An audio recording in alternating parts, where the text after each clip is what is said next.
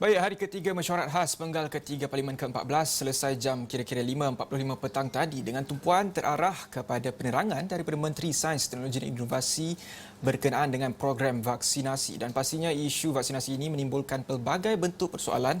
Dan kalau kita lihat juga tadi, Menteri Penlaras Imunisasi COVID-19 Kebangsaan Khairy Jamaluddin cuba untuk menjawab ke semua soalan yang diberikan oleh pihak pembangkang. Dan topik ini antara yang paling ditunggu-tunggu untuk diperdebatkan di Parlimen kerana ini juga dilihat sebagai salah satu jalan keluar atau exit strategi negara untuk keluar daripada pandemik COVID-19 dan juga sebagai satu ikhtiar serta usaha Malaysia untuk keluar daripada krisis COVID-19 yang telah mengubah kehidupan seluruh rakyat sejak hampir 2 tahun lalu. Dan untuk jam ini kita cuba untuk rangkumkan intipati mesyuarat khas hari ketiga hari ini bersama kita Firdaus Azil, wartawan Israwani yang mengikuti rapat perkembangan mesyuarat khas ini sejak hari pertama. Baik Firdaus, banyak soalan yang dibentangkan tadi dan masa juga dilihat agak suntuk. Jadi adakah Firdaus boleh sahkan adakah kesemua soalan itu sempat dijawab dan apa lagi mungkin penjelasan daripada pihak PIK yang boleh kita jangkakan selepas ini, Firdaus? Okey, baik, terima kasih Faris Daniel. Sebelum itu mungkin saya kalau boleh saya petik apa yang telah dikatakan oleh mantan Menteri Kesihatan Datuk Seri Dr. Zulkifli Ahmad kepada YB Khairy Jamaluddin. Excellent menteri, excellent minister.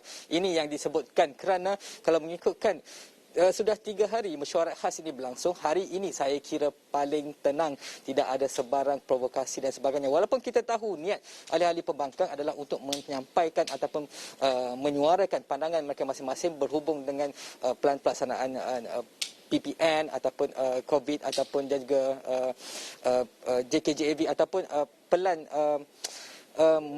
PIK ini iaitu program imunisasi COVID-19 kebangsaan. Tetapi hari ini saya kira bermula daripada pagi tadi bagaimana YB Khairy yang juga ahli Parlimen Rembau membuat ucapan menerangkan tentang PIK dan pada tadi kalau kita dapat lihat sebentar tadi bagaimana beliau telah pun diberikan pelbagai jenis soalan bukan sahaja sewaktu debat ataupun di mana ahli-ahli parlimen diberikan peluang untuk berbahas dan juga menyampaikan kegusaran ataupun soalan sebagainya, tetapi sewaktu beliau menggulung tadi juga masih ada pelbagai soalan daripada yang paling mudah seperti bila agaknya akan ada, sebab kita ketahui masih ada yang belum menerima tarikh pertama suntikan vaksin sehinggalah ke soalan-soalan bersifat teknikal sebagai contoh mengapa adakah Malaysia ini dikira lambat untuk mendapatkan vaksin, untuk mendapatkan perolehan sehinggalah adakah perlunya booster shot ataupun shot ketiga untuk bagi mereka sudah lengkap 2 dos dan sehinggalah kepada perolehan dan sebagainya. Semuanya saya kira YB Khairy cuba menjawab sebaik mungkin, tetapi seperti yang kita sedia maklum, Speaker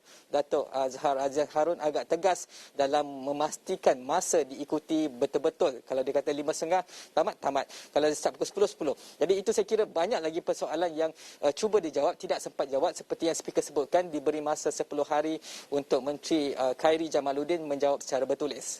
Faris.